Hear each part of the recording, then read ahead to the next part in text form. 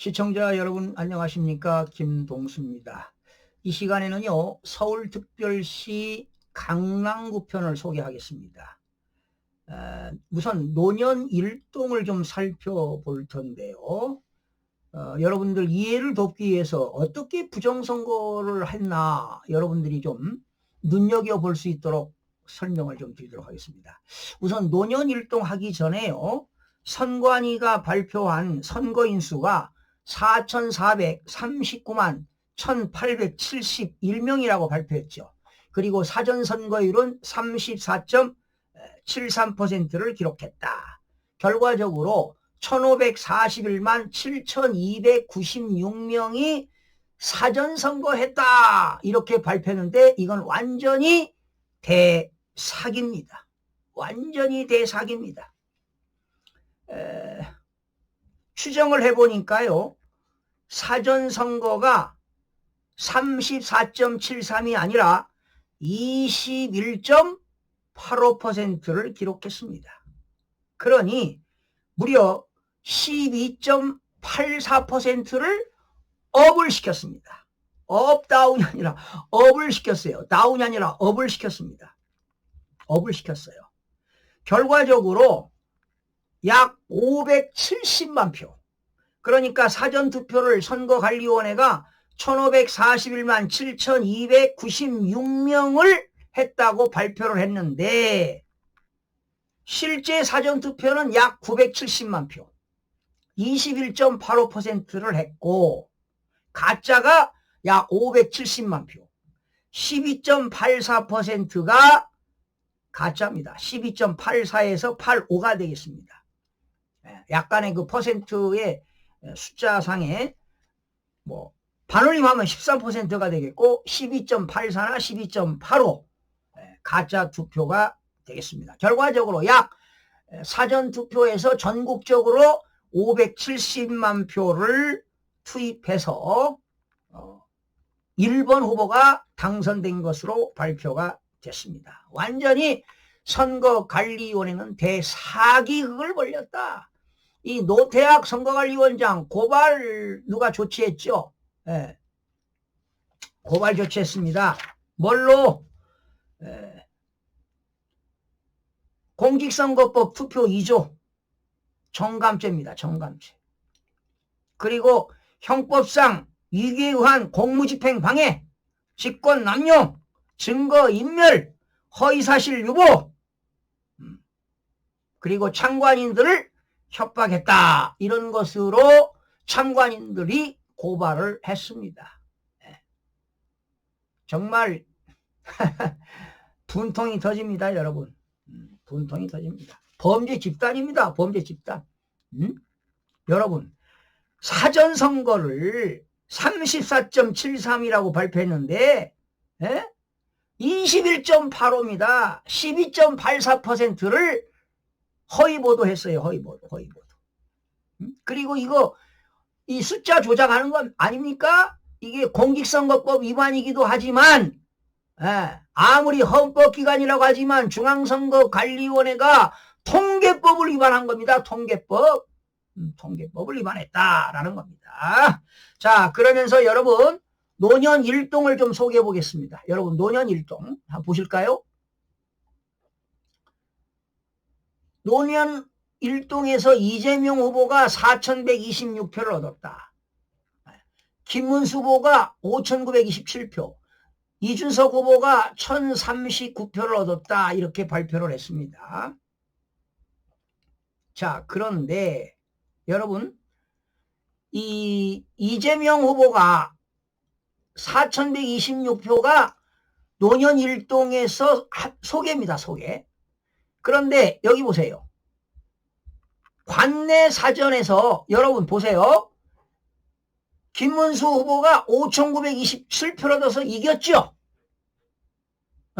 그런데 관내 사전에서는 이 노년동에서 이재명 후보가 이긴 것으로 나옵니다. 무려 이재명 후보가 노년 일동에서 관내 사전에서 61.14%를 얻어서 2063표 얻었고 김문수 후보가 973표를 얻었다. 이렇게 발표했습니다. 김문수 후보는 28.83%를 얻었대요. 그러면 여러분들이 노년 일동에 들어가서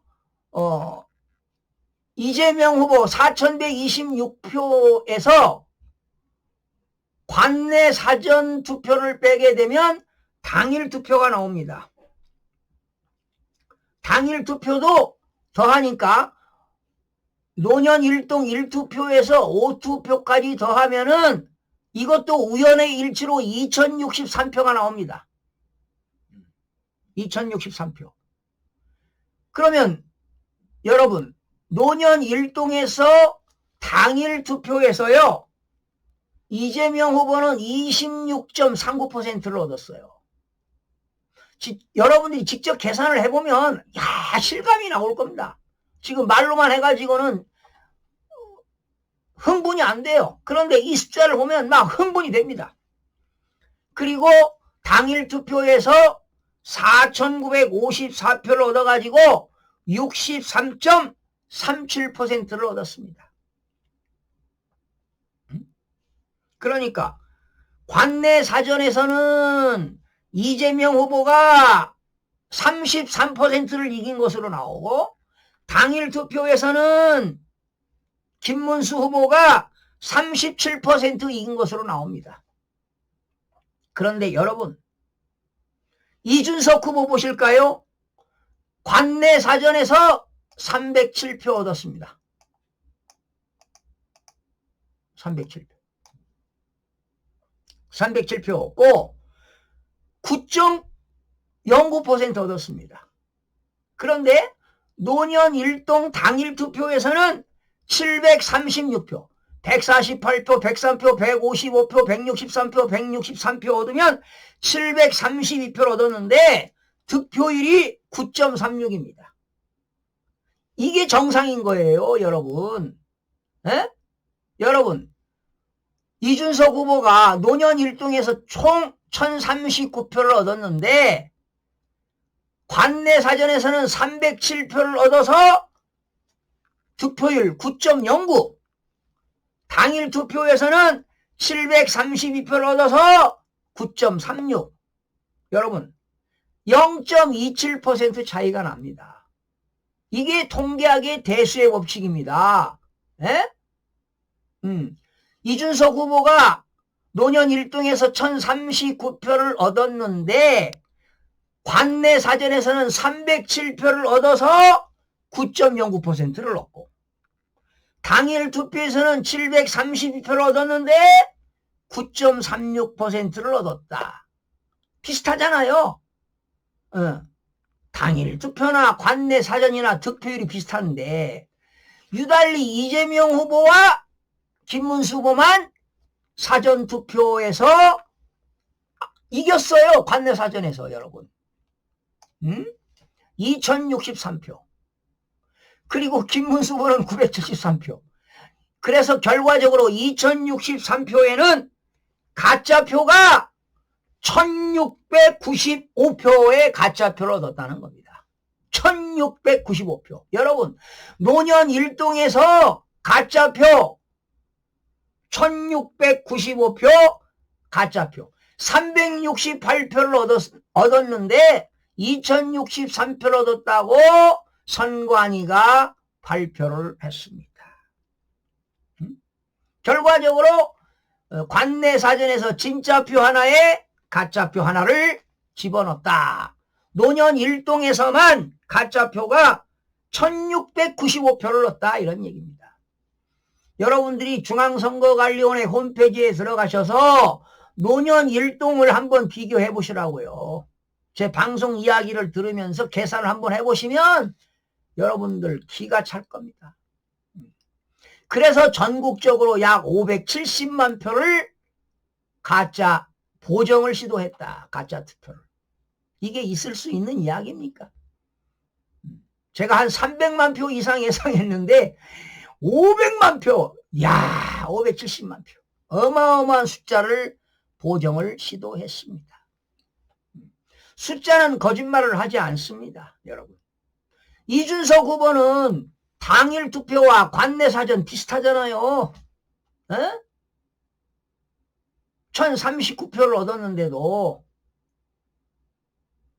그런데 여러분, 노년 일동에서 김문수 후보가 5,927표 이겼다고 선관위가 발표했죠. 그런데 관내 사전에서는 2,063표를 이겼대요. 이거는 말도 안 되는 숫자 아닙니까?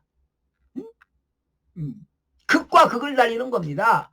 그런데 그냥 이거 계산 안 해보고 퍼센트를 계산 안 해보면 숫자만 봐가지고 준 문맹입니다. 깜깜이야. 아무리 법조인이고 대학 교수고 언론인이고 계산을 안 해보면 알 수가 없어요. 그냥 이 표만 봐가지고는 그런가 보다 하는 거죠. 디테일하게 알 수가 없다니까요. 대한민국의 언론인들이요, 법조인들이요, 교수들이요, 특별히 각 대학의 통계학과 교수들이 이 데이터를 검색해서 조사해봐라 이거야. 어? 하기 싫으면 통계학과 학생들에게 한번 숙제로 내줘라, 과제로. 그래서 이걸 많이 검토한 학생들에게 A학점을 줘라 이 말이야, 통계학 교수들. 에? 기가 찹니다, 기가 차. 여러분, 여론조사기관에서 1,000명 가지고 조사해도 플러스 마이너스 2, 3% 오차범위잖아요. 그런데 여러분, 노년 일동에서 투표자 수가 몇 명인지 아십니까? 선거인 수가 17,538명에서 11,277명이 선거했다고 발표했는데 이것도 가짜 숫자라는 겁니다. 왜? 관내 사전에서 다 도둑을 했으니까. 결과적으로 이 노년 일동 이 속에 4,126표 속에는 가짜표가 1,695표가 가짜표니까 이 투표인수 11,277명 이것도 가짜라는 겁니다.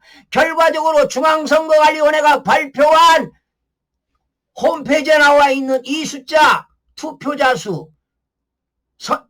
수는 다 가공된 숫자, 가짜 숫자라는 것입니다. 여러분, 국민 여러분이 깨어나야 됩니다.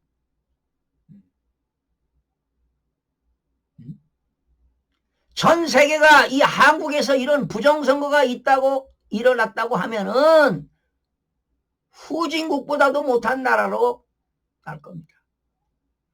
그래도 트럼프 대통령이 어제 10시에 미국 시간 오전 시간에 그래도 20분간 통화를 했다는 게 천만다행인데요. 여러분, 이 대통령이 당선되면은요, 아무 국가 대통령이 축하 메시지 안 보냅니다. 통화 안 합니다. 서열이 있어요. 이거 통화하는 것도 여러분. 국가 간의 의전 서열이 있습니다. 이제 트럼프가 통화했으니 이제 시진핑이 통화할 겁니다. 일본 수상 통화할 겁니다. 총리 통화할 겁니다. 에? 여러분, 모든 게 국가에도 의전 서열이 있어요. 이제 이재명 호가 이제 내각을 할 거 아니겠습니까? 김민석이가 국무총리가 됐는데 제대로 일을 할 수 있겠습니까? 반미운동가가 말이죠. 에? 정치, 경제, 사회, 문화, 예술 모든 분야를 통틀어서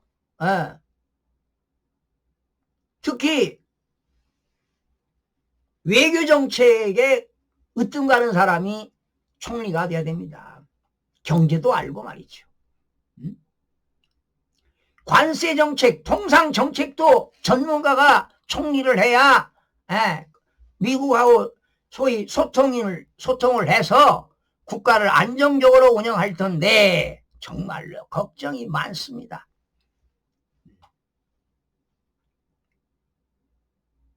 이제 G7 회의가 열리죠. 우리나라는 뭐 G7에 들어가지 않지만 아마 초청을 한 걸로 알고 있습니다. 아마 첫 나들이를 할 텐데 아마 일정이 바쁠 겁니다. 참 대통령 그 자리가 얼마나 힘들고 외로운 자리입니까? 자, 이 부정선거가 이루어지면은요, 국가 기본 질서가 흔들린다니까요. 여러분, 22대 국회의원 선거에서 지역구에서 53명을 낙선자를 당선자로 시켰습니다. 그리고 이번 대통령 선거도 이렇게 부정을 저질렀어. 2번이 당선됐는데 1번을 당선시켰습니다. 선거관리위원회가. 선거관리위원회는 범죄 집단입니다. 노태악, 김용빈 사무총장 천벌을 받을 것입니다. 그리고 자유민주주의와 자유시장 경제와 법치주의와 한미동맹을 강화하기 위해서는 부정선거를 척결해야만이 자유민주주의와 법치주의를 지킬 수가 있다는 사실입니다. 이대로 가다가는 우리는 대한민국 우리 국민들은 개, 돼지로 살 수밖에 없다는 사실을 여러분 기억하시기 바랍니다. 국민의 한 사람으로서 대한민국이 잘 되는 걸 원하는 거 아니겠습니까? 그래야 우리 후세들이 잘 살 거 아니겠습니까?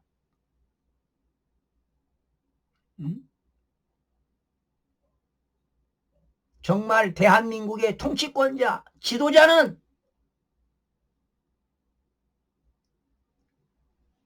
올바른 사람이 지도자가 되어야 합니다. 참 대한민국 국군이 어떻게 될지 앞날이 걱정스럽습니다. 그리고 선거관리위원회 하는 걸 보면 개탄스럽고 통탄스럽습니다. 여러분. 국민들의 봉기가 일어나야 할 것입니다. 정말 선관위의 추악한 그런 작태에 대해서 분노하지 않을 수가 없습니다. 노태악 천벌을 받을 것입니다. 그런데 말이죠. 우리나라 정당법 43조에는 비밀 엄수의 의무가 있습니다. 각급 선거관리위원회 위원과 직원은 재직 중에 물론 퇴직 후라도 직무상의 비밀을 엄수하도록 나와 있습니다.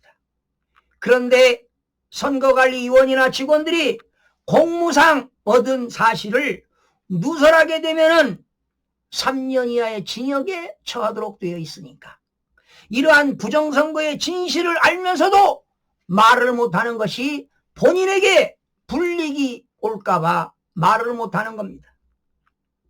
여러분, 선거관리위원회는 10년 동안에 788건인가요? 엄청난 부정채용을 했습니다. 그러니 중앙선거관리위원회가 가족회사라는 것 아니겠습니까, 여러분? 헌법기관이 이래도 되는 겁니까? 그래서 저는 개인적으로 중앙선거관리위원회가 없어져야 됩니다. 해체돼야 됩니다. 행정안전부 전국에 있는 공무원들이 투명하게 선거하면 되는 겁니다. 1년 예산이 수천억씩 들어가면서 이런 중앙선거관리 부정선거하는 이 선거관리위원회가 있어야 되겠습니까, 여러분? 해체돼야 될 것이라고 저는 분명히 외치고 싶습니다. 시청자 여러분 고맙습니다.